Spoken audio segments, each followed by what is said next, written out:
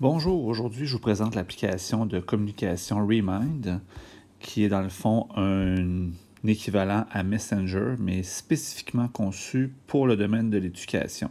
Donc, première question, pourquoi utiliser Remind au lieu du courriel, du portail Echo ou encore de Messenger?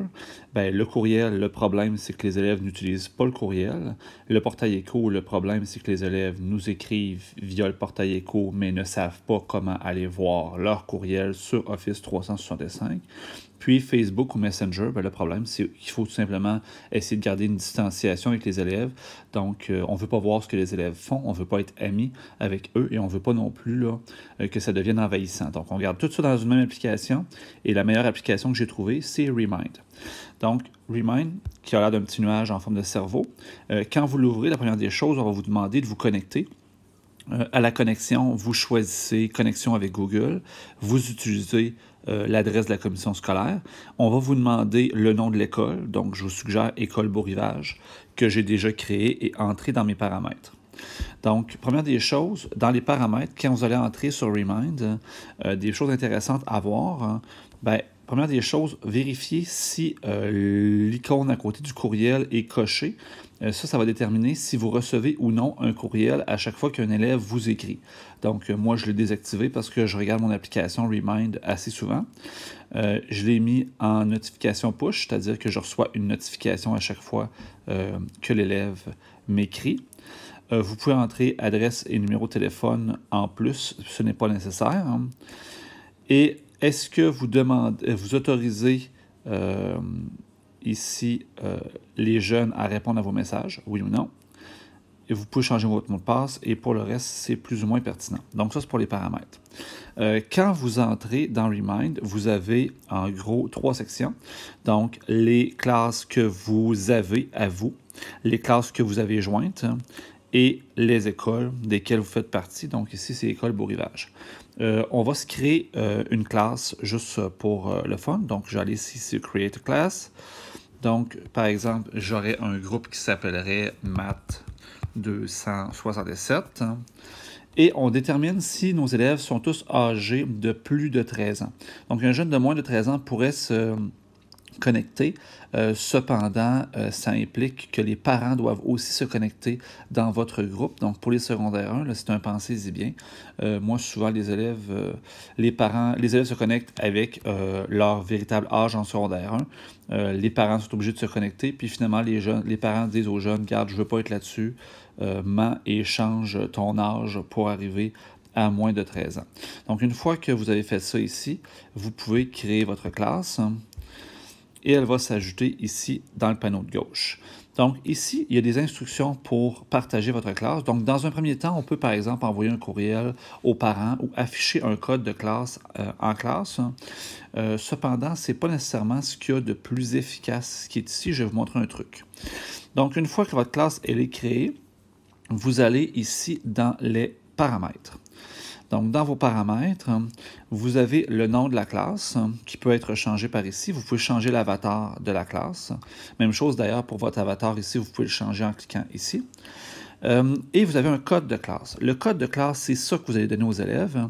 Donc, par exemple, vous êtes en classe, vous partez votre année, vous voulez mettre en place Remind, vous écrivez aux élèves ça ici. Les élèves vont soit sur le site web, soit sur l'application Remind. On va leur demander le code de classe pour joindre une classe. C'est ça qu'ils entrent et ils vont automatiquement être connectés. Ensuite, la visibilité de la classe, c'est est-ce que quand quelqu'un, par exemple, cherche École Beau Rivage, est-ce qu'il va vous trouver votre classe ou pas? Donc, elle peut être invisible si on ne connaît pas le code de classe. Demandez l'approbation pour joindre. Donc, vous pouvez déterminer, oui, je connais cet élève-là, non, je ne le connais pas. Messagerie de participants. Ça, c'est intéressant à savoir. C'est-à-dire qu'ici, je suis en mode basé sur le rôle. Si je vais voir les paramètres, ça veut dire que les élèves peuvent écrire aux élèves et les parents peuvent écrire aux parents, s'il y a des parents dans votre groupe. Activer, tout le monde peut s'envoyer des messages, élèves comme parents. Et désactiver, ça veut dire qu'il n'y a que vous qui pouvez envoyer des messages aux jeunes et les jeunes peuvent vous écrire, mais il n'y a aucun contact entre les participants. Donc ça ici, c'est les paramètres. Et ensuite, on l'a vu tantôt, est-ce que les jeunes ont tous plus que 13 ans? Vous pouvez ajouter un propriétaire dans la classe. Donc, supposons que vous êtes plusieurs enseignants à gérer une même classe. Par exemple, ici, je créerais une classe pour tous les élèves du secondaire 2. Je pourrais rajouter les autres propriétaires et nous serions, par exemple, 2, 3 ou 4 à gérer le même groupe Remind et à, par exemple, pouvoir répondre aux questions des élèves. Une fois que vous avez ça, dans les personnes, donc c'est les mêmes options qu'on avait tout à l'heure et on peut voir la liste des participants. Donc si par exemple je vais voir sur mon groupe 102 ici, j'ai la liste de tous mes élèves dans le groupe 102 qui est là. Et dans mon groupe 202, j'ai la liste de tous mes élèves du groupe 202 et la dernière conversation que j'ai eue avec eux autres. Les fichiers que vous avez partagés et les messages. Donc, justement, dans ma classe ici de test, je vais rédiger un nouveau message. Donc, je vais aller dans le mode message ici. Je peux démarrer des messages par ici ou par le petit onglet avec un crayon dans le bas. Et j'ai deux choix de messages. Soit une annonce. Une annonce, c'est quelque chose que les élèves ils vont recevoir individuellement et ils peuvent vous répondre, mais individuellement. C'est-à-dire que chaque élève ne voit pas ce que l'autre a répondu. Ou une conversation. Donc, par exemple, on veut avoir une conversation sur des questions sur un devoir. Donc, tant qu'à répondre à une question pour un élève, on préfère que ce soit visible pour les autres élèves. Donc, si on part une conversation, tous les élèves vont avoir accès à toutes les réponses que vous donnez. Donc, supposons que je passe sur ici une conversation. On sélectionne tous les destinataires. Donc, on peut sélectionner individuellement et cocher, par exemple, ici. Et là, ce sont les élèves et des parents, les élèves de tous mes groupes qui se font. Donc, ça, c'est pour vraiment partir une conversation. Je dois sélectionner individuellement toutes mes personnes. Si je démarre une annonce, alors là, quand je fais une annonce, je détermine un groupe auquel je veux annoncer. Donc, par exemple, je pourrais faire une annonce à mes groupes 102, 202 et 205. Suivant. Et je saisis mon message dans le haut ici. Je peux déjà joindre des fichiers, un message vocal, photo, appareil photo, un lien vers un document Google, un lien vers un devoir Classroom et diverses autres options. SurveyMonkey, je sais qu'il y a certains enseignants qui l'utilisent à l'école, donc ça peut être une bonne option. Donc, par exemple, je pourrais rajouter sur mon Google Drive, et là, ici, on va aller sélectionner, et sur mon Classroom, ce sont les derniers devoirs que j'ai publiés.